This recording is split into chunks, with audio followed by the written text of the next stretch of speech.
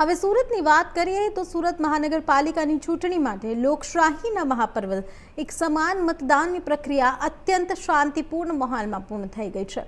મતદાન પૂર્ણ થયા બાદ હવે તમામ ઉમેદવારો અને રાજકીય પક્ષોના ભવિષ્ય ઇલેક્ટ્રોનિક વોટિંગ મશીન એટલે કે ઈવીએમમાં કેદ થઈ ગયા છે।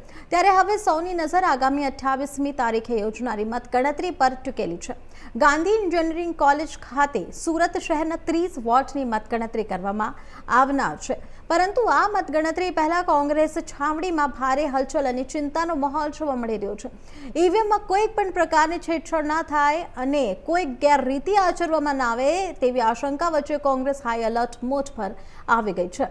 કોંગ્રેસના ઉમેદવારો અને તેમના વફાદાર કાર્યકર્તાઓ ગાંધી એન્જિનિયરિંગ કોલેજના સ્ટ્રોંગ રૂમની બહાર સતત બાજ નજર રાખી રહ્યા છે।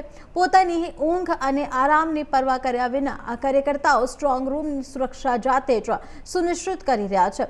સ્ટ્રોંગ રૂમ વિસ્તારમાં યોગ્ય સીસીટીવી કેમેરાની વ્યવસ્થા નથી, પરંતુ સીસીટીવી ના હોવા કારણે ઈવીએમ સાથે છેડછાડ થવાની અથવા કોઈક અનધિકૃત વ્યક્તિની ઘૂસણખોરી થવાની સંભાવનાઓ બમણી થઈ જાય છે।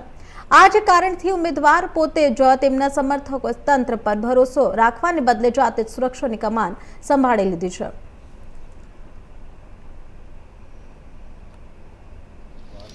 हर स्थानिक स्वराजनी चूंटणी संपूर्ण रीते पूर्ण थई गई है शांति माहौल में। त्यारे जे उम्मीदवारों जे भविष्य है ईवीएम में त्यारे ईवीएम स्टोर रूम पर आपणे ऊभा छे। ईवीएम स्टोर रूम पर जे ईवीएम मूकवामां आव्या छे जेने लईने पोलीस सुरक्षा थी लईने तमाम तकेदारी राखवामां आवी छे, जेथी करीने कोंग्रेसना उम्मीदवारो जे छे एमने क्यांक ने क्यांक असंतोष जोवा मळी रह्यो छे। ज्यारे कोंग्रेसना उम्मीदवार अहींया 24 कलाकथी नजर राखी रह्या छे, जेथी करीने आ कांग्रेसना उम्मीदवारों अहींया आपणा साथे छे। शुं आप कहोगे क्यों आपको यहाँ पे स्टोर रूम के बाहर बैठना पड़ रहा है?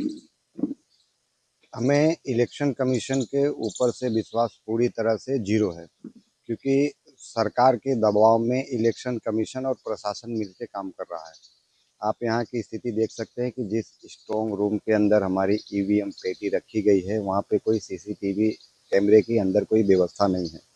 सिर्फ जो पार्किंग का लॉज का एरिया है वहाँ पे एक सीसीटीवी कैमरा नाम मात्र का लगाया हुआ है, और यहाँ पे आप देखेंगे पीछे बारी है, बारी के पीछे सिर्फ प्लाई लगाई गई है। कल को कुछ भी यहाँ पे घटना घटती है, यदि पेटी बदली कर दी जाएगी तो उसका जवाबदार कौन? आप किसी भी इलेक्शन में देखेंगे कि बीजेपी के लोग हर तरह से प्रचार में निकलते हैं, काफ़ी संख्या में लिखेंगे, लेकिन आप यहाँ पे एक भी आपको बीजेपी का कार्यकर्ता उम्मीदवार नहीं मौजूद है, क्योंकि उनके लिए प्रशासन और इलेक्शन कमीशन पूरी तरह से काम कर रहा है। जे रीते कांग्रेसे आक्षेप करी रह्या छे के आ जे ईवीएम छे मूकवामां आव्या छे जेने लईने एमने क्यांक ने क्यांक अंशत जोवा मळी रह्युं छे। बीजा उम्मीदवार छे, क्यों आपको 24 घंटे से यहाँ पे बैठना पड़ रहा है? सुरक्षा तो रखी गई है, पुलिस तंत्र भी यहाँ पे खड़े पड़ गए, क्यों है आपको बैठना पड़ रहा है? जैसा कि अभी हमारे भाई ने बताया कि बीजेपी के लोग यहाँ क्यों नहीं दिख रहे हैं, इसी सवाल में हम आपका जवाब छुपा है।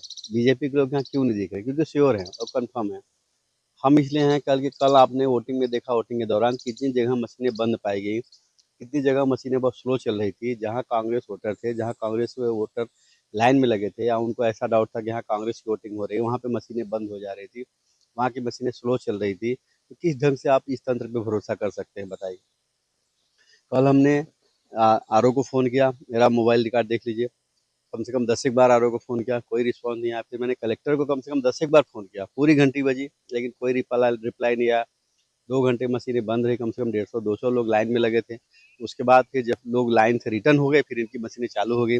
हम लोगों ने इसलिए कंप्लेन किया, बोले वो टेक्निकल प्रॉब्लम थी। टेक्निकल प्रॉब्लम खाली आदमी गायब हो जाए उतने तक ही थी। बीजेपी ने तो कहीं कंप्लेन नहीं किया। क्यों नहीं किया? क्योंकि वोटर तो बीजेपी के भी हो सकते हैं ना।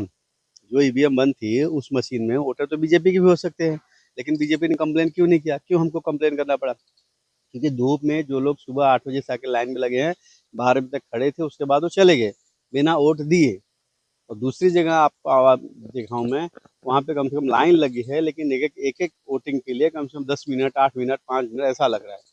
इसलिए लंबी लाइन लगे, लोग कंटाल के रिटर्न चले जाएं। सरकार तंत्र का ये विचारधारा है। जे रीते तंत्र पर आक्षेपो लगाववामां આવી રહ્યા છે कांग्रेस द्वारा, जे उम्मीदवारो छे जे 24 કલાકથી અહીંયા સ્ટોર રૂમના બહાર નજર રાખવા માટે ખડે પગે ઊભા છે અને જેથી કરીને નીચના ઘટના ન ઘટે, જેને લઈને ઈવીએમમાં કંઈ છેડછાડ ન થાય, જેની સંપૂર્ણ રીતે કોંગ્રેસના ઉમેદવાર દ્વારા નજર રાખવામાં આવી રહ્યું છે.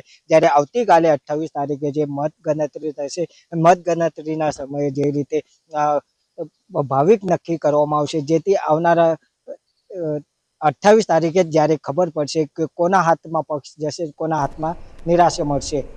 રવિ વેંડે, ઇન્ડિયા ન્યૂઝ, સુરત.